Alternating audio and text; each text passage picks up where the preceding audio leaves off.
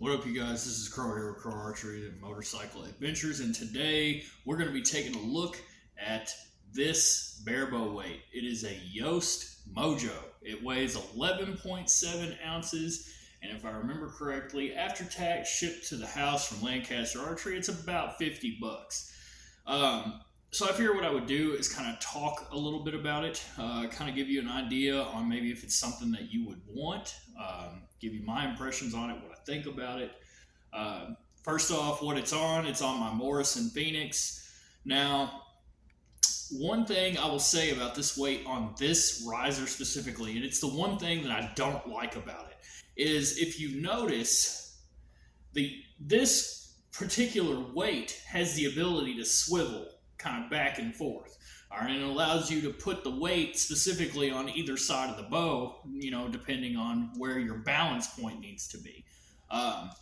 Especially, like, for example, if you have a tendency to kind of cant the bow, like so, with it over towards the other side, it will actually kind of force your arm to kind of straighten it up, which is really nice. And the reason I've got it set this way is, I always run a quiver on every bow that I shoot. I don't know why. I guess I just got so used to it that when it doesn't have one on it, it just don't feel right to me. And a lot of that has to do with whenever I shoot, I tend to cant just a little bit, and I know it's from the weight of the quiver. But with this, I've been playing around with the whole idea of just keeping it straight, and I don't really know how to feel about it fully yet in that regard.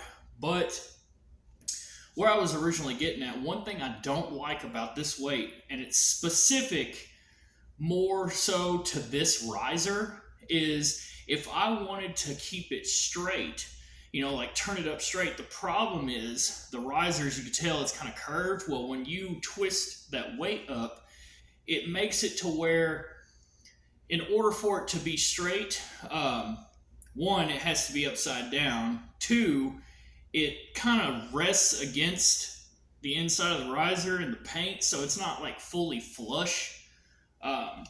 So that's something to definitely take into consideration if you're running a riser, something like this Morrison. Now, on other ones, that may or may not be a problem. How do I feel about the weight overall? I do like it. I was out shooting this bow earlier. I was working on my bear shaft tuning, which that's been a semi-nightmare.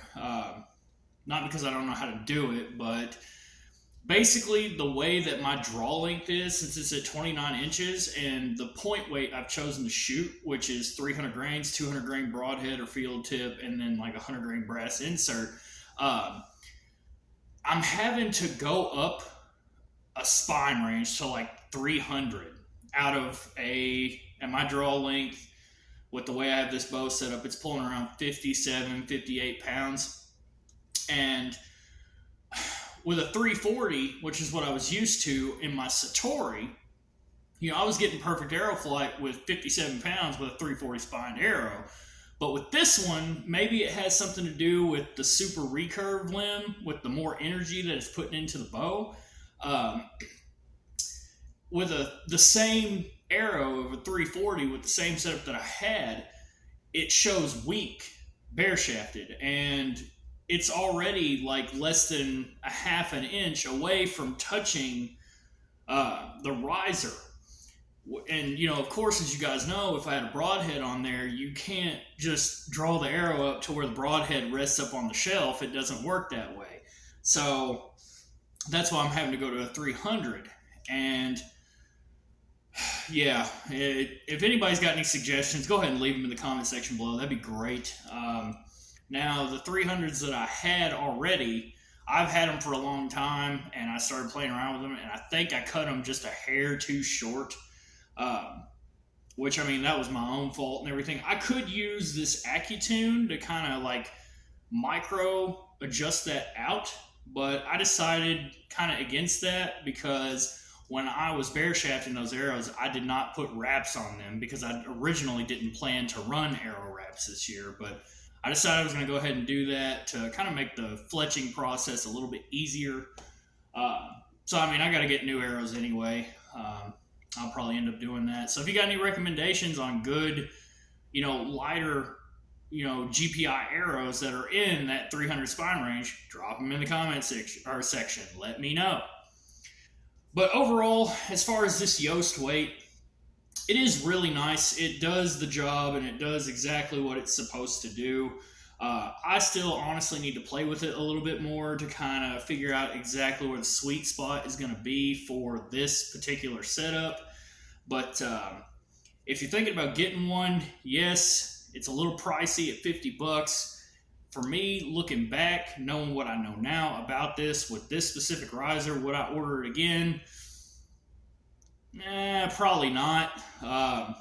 Like I said, not because it's a bad product, but just because of how I am going to have to kind of like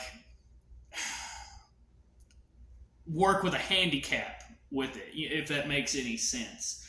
Um, I could have probably picked out a better stabilizer, but I wanted one of these just because of the way that it swivels.